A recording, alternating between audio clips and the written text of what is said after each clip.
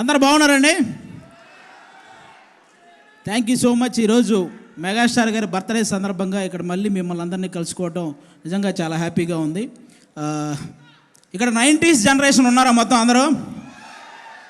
90s generation ముఖ్యంగా ఇక్కడికి వచ్చిన పెద్దలందరికీ, డైరెక్టర్ బాబీ గారికి, అలాగే జానీ మాస్టర్కి, అలాగే నాగేంద్ర గారి జర్నలిస్ట్ గారికి, అలాగే ఆటా సందీప్ బ్రదరు, అలాగే మన రమేష్, మొత్తం అందరికీ కూడా థ్యాంక్ యూ సో మచ్ అండి. ఈరోజు ఇక్కడికి ఈ సభ ఇంత సక్సెస్ అవ్వడానికి వచ్చే గెస్టులను బట్టి కూడా ఈ సభ అంత సక్సెస్ అవుతూ ఉంటుంది అనమాట. సో వచ్చిన వాళ్ళందరికీ థ్యాంక్ యూ. ముందుగా మన బ్రతుకులకు కారణమైన మన తల్లిదండ్రులకి, మనం ఎలా బ్రతకాలో నేర్పించిన గురువులకి, బ్రతికితే ఇలా బ్రతకాలరా అని చెప్పి నిరంతరం ఇన్స్పిరేషన్గా ఉంటున్న మెగాస్టార్ చిరంజీవి గారికి నేను ధన్యవాదాలు చెప్పుకుంటూ, 90s జనరేషన్ మొత్తానికి మనందరికీ కొన్ని కామన్ ఫ్యాక్టర్స్ ఉంటాయి. మనం చందమామను చూస్తూ తిన్నాం, చిరంజీవి గారిని చూస్తూ పెరిగాం, పవన్ కళ్యాణ్ గారిని చూస్తూ అరిచాం, రామ్ చరణ్ గారిని చూస్తూ గర్వపడుతూ ఉన్నాం. మన ఇంట్లో టీవీ లేని రోజులు, పక్కింట్లో టీవీ ఉన్న రోజులు, ఏదైనా వేరే సినిమా వచ్చినప్పుడు వాళ్ళు ఏమైనా అనుకుంటారేమోనని మధ్యలోనే లేచి వచ్చిన రోజులు, కానీ చిరంజీవి గారి సినిమా అయితే మాత్రం వాళ్ళు ఏమనుకున్నా పర్లేదని చివరిదాకా చూసి వచ్చిన రోజులు.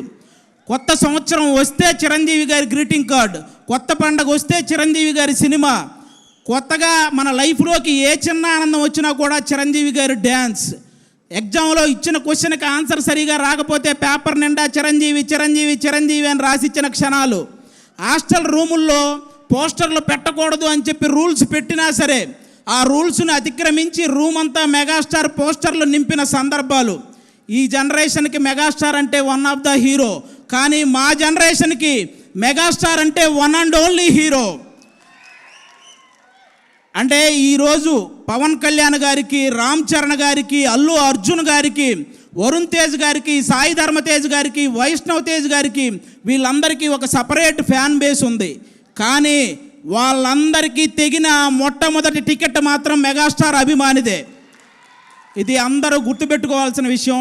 వాళ్ళకే కాదు, సినిమా తీయడానికి వచ్చేవాడికి, సినిమా రాయడానికి వచ్చేవాడికి, సినిమా చేయడానికి వచ్చేవాడికి, అసలు సినిమా నా అభిమాని అయినప్పుడు వచ్చే సంతోషం కంటే నా అభిమాని తను ఎంచుకున్న రంగంలో సక్సెస్ అయినప్పుడు వచ్చే సంతోషమే నాకు ఎక్కువ అని చెప్పిన గొప్ప మనసున్న వ్యక్తి మెగాస్టార్ చిరంజీవి గారు.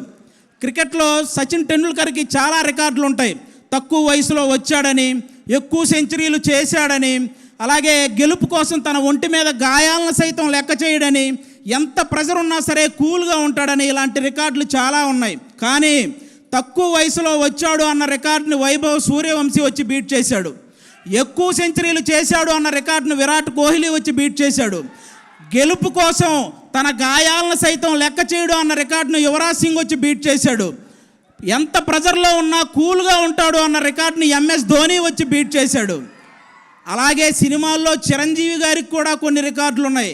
అదిరిపోయే డ్యాన్స్, అద్భుతమైన యాక్టింగ్, చెక్కు చెదరని ఫ్యాన్స్, కొన్ని కోట్ల మందికి ఇన్స్పిరేషన్, కొన్ని వేల మందికి సహాయం, జంజీ బ్యాచ్ కూడా జై చిరంజీవి అనే వ్యక్తిత్వం, ఇలాంటి రికార్డులు చాలా ఉన్నాయి. కానీ ఈ రికార్డులను మాత్రం ఇంతవరకు ఎవరు టచ్ కూడా చేయలేదు. అది అలాంటి రికార్డులు సృష్టించాడు మెగాస్టార్ చిరంజీవి గారు. చాలామంది అనుసరించారే తప్ప ఆ రికార్డులను ఎవ్వరూ బీట్ చేయలేదు. స్వయం కృషి, విజేత, ఆపద్బాంధవుడు, అలాగే మగమహారాజు, ఇవన్నీ సినిమా టైటిళ్ళు మాత్రమే కాదు. చిరంజీవి గారి జీవితం స్వయం కృషితో పైకొచ్చాడు, విజేతగా నిలిచాడు, ఆపద్బాంధవుల్లా అందరినీ ఆదుకున్నాడు, మగమహారాజులా బ్రతుకుతున్నాడు. అది మెగాస్టార్.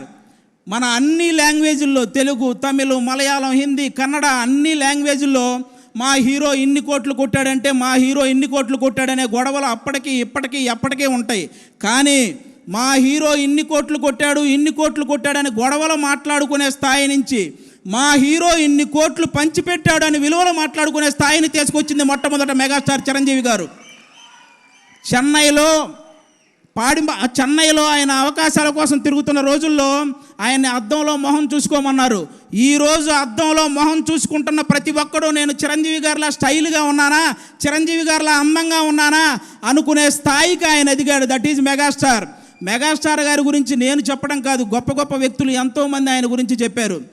అన్ని లాంగ్వేజ్ల్లో 40,000కు పైగా సాంగ్స్ పాడిన నంబర్ 1 పొజిషన్లో ఉన్న SP బాలసుబ్రహ్మణ్యం గారు ఆయన గురించి చెప్పిన మాట ఏంటో తెలుసా?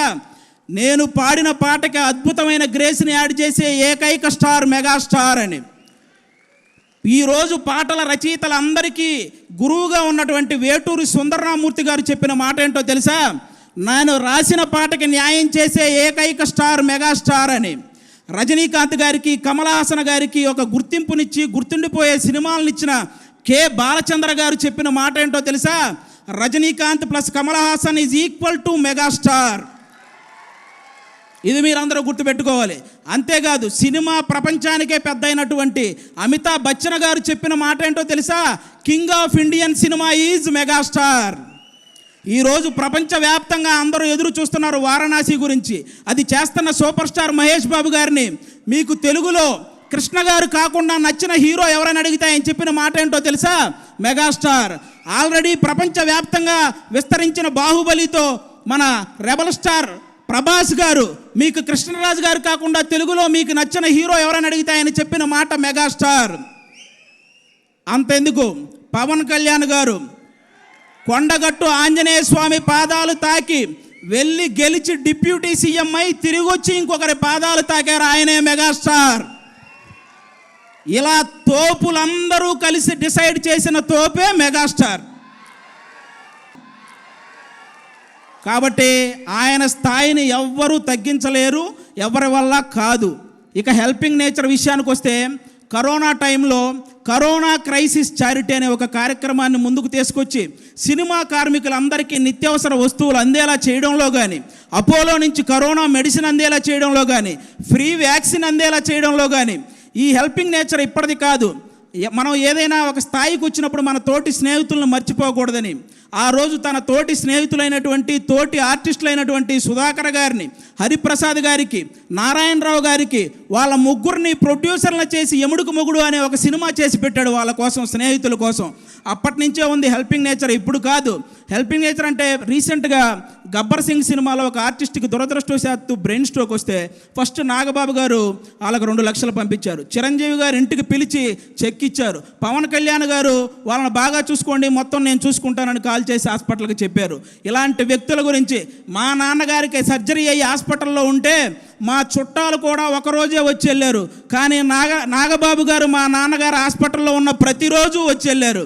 అలాంటి వ్యక్తుల గురించి, వ్యక్తిత్వాల గురించి ఎంత చెప్పినా తక్కువే. దానం చేయటంలో చిరంజీవి గారిది కర్ణుడు మనస్తత్వం అయితే సురేఖమ్మ గారిది డొక్కా సీతమ్మ గారి మనస్తత్వం. ఆవిడ చేత్తో ఎంతమందికి పెట్టిందో, ఆవిడ చెప్పి ఎంతమందికి సహాయం చేసేలా చేసిందో.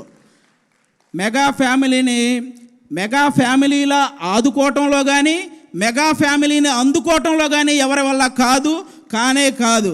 ఇంకా అంతేకాదు, చిన్న చిన్న సినిమాలని, ఎన్ని సినిమాలు, కమిటీ కుర్రోళ్ళని, కోర్ట్ అని, అలాగే బలగం అని, ఇలాంటి సినిమాలు హిట్ అయిన ప్రతిసారి వాళ్ళందరినీ టీముని ఇంటికి పిలిపించి వాళ్ళని సన్మానించి, నెక్స్ట్ రాబోయే తరాలు మనం హిట్ కొడితే చిరంజీవి గారు ఇంటికి పిలిచేంత హిట్ కొట్టాలరా అని వాళ్ళందరికీ ఒక బూస్టప్ ఇచ్చిన స్టార్ మెగాస్టార్.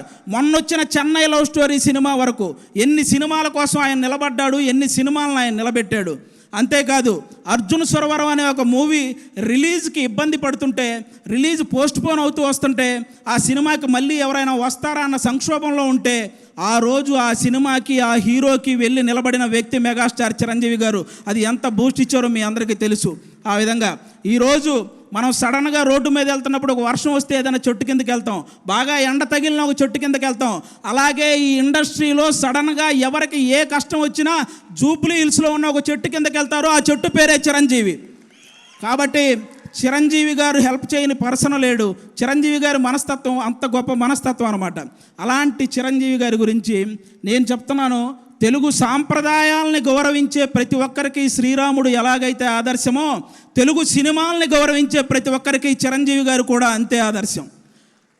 దేశాన్ని పరిపాలించే దేవుళ్ళు లాంటి మోడీ గారే చిరంజీవి గారి చెయ్యి ఒకటి, మన పవన్ కళ్యాణ్ గారి చెయ్యి ఒకటి పైకెత్తి సినిమాల్లో ఈయన నెంబర్ 1, రాజకీయాల్లో ఈయన నెంబర్ 1, నిజాయితీలో ఇద్దరు నెంబర్ 1 అని చెప్పకనే చెప్పారు ఇండైరెక్ట్గా.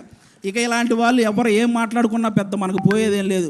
నాకు బాధ కలిగించే విషయం ఏంటంటే, రీసెంట్గా ఒక 1 మంత్ నుంచి చిరంజీవి గారిని తొక్కేశాడు అనే ఒక రాంగ్ కంటెంట్ని ఇన్స్టాగ్రామ్ నుంచి అదంతా పోస్ట్ చేస్తున్నారు. ఇది నాకు ఇప్పుడు నేను చెప్తున్నా, అవును చిరంజీవి గారు తొక్కేశారు. ఏంటో తెలుసా, ఇండస్ట్రీలో, తెలుగు సినిమా ఇండస్ట్రీలో నంబర్ 1 అనేది కంటిన్యూ అవ్వటం ఎవరి వల్ల కాదు అని అహంతో మాట్లాడుకుంటారే, వాళ్ళ అహాన్ని తొక్కేశాడు. 30 సంవత్సరాలు కంటిన్యూగా నంబర్ 1గా ఉన్నాడు. పెద్ద పెద్ద సినిమాలు, పెద్ద పెద్ద కలెక్షన్లు బాలీవుడ్లోనే ఉంటాయి, అది టాలీవుడ్లో సాధ్యం కాదని ఊహల్లో బ్రతికారు చూసావా, ఆ ఊహల్ని తొక్కేశాడు.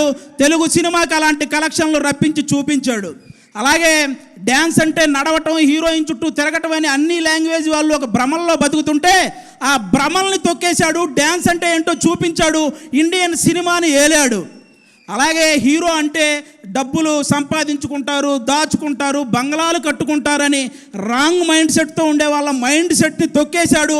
సహాయ కార్యక్రమాలు చేపట్టాడు, కొన్ని వేల మందికి సహాయం చేశాడు. చాలామంది తండ్రి సక్సెస్ అయితే కొడుకు సక్సెస్ అవ్వడం జరగదు, అది ఎక్కడో రేరుగా జరుగుతుంటాయి అనుకున్న వాళ్ళ ఆలోచనల్ని తొక్కేశాడు. ఈరోజు కొడుకుని తండ్రిని మించిన వాడిగా తయారు చేశాడు. ఇలా ఎవరైతే నెగిటివ్ మైండ్ సెట్తో ఉంటారో వాళ్ళ అహాన్ని, వాళ్ళ భ్రమల్ని అవన్నీ తొక్కుకుంటూ అగ్ర శిఖరంలో కూర్చున్న స్టార్, మెగాస్టార్. అలాంటి మెగాస్టార్ గారి గురించి మీలాంటి వాళ్ళు ట్రోల్ చేస్తే మీరు నవ్వులు పాలవుతారు, కానీ ఆయన సాయంత్రం పూట సరదాగా కట్టుకు తిరిగే లుంగి పంచ అంచు కూడా కదలదు. ఇది రాసుకోండి. చిరంజీవి గారిని అంత తక్కువ అంచనా వేయకండి. ఎవరూ కూడా ఇలాంటివి మానుకుంటే చాలా మంచిదని నేను మనస్ఫూర్తిగా, ఇన్ని గొప్ప కార్యక్రమాలు, ఇన్ని గొప్ప లక్షణాలు ఉన్న చిరంజీవి గారి మీద ఇంకా ఏదో కావాలని ఆయన మీద పడి ఆడవటం స్పైడర్ మ్యాన్ సినిమాలో ఐటమ్ సాంగ్ లేదని ఏడ్చినట్టే ఉంటుంది. కాబట్టి ఇంకా ఏడవటం మానేయండి. సినిమా ఇండస్ట్రీకి 100 సంవత్సరాలు వచ్చినా, చిరంజీవి గారికి 100 సంవత్సరాలు వచ్చినా సింహాసనం మీద కూర్చునే అర్హత అక్కడ ఆ ఇంద్రుడిది, ఇక్కడ ఈ ఇంద్రసేనుడిది. ఒకటే లైఫ్ బ్రదర్, అనుకున్నవన్నీ చెప్పేయాలి, అనిపించినవన్నీ చేసేయాలి. మెగాస్టారు, పవర్ స్టార్ ఫ్యాన్లుగా పుడతామా ఏంటి మళ్ళీ? థ్యాంక్ యూ సో మచ్ అందరికీ.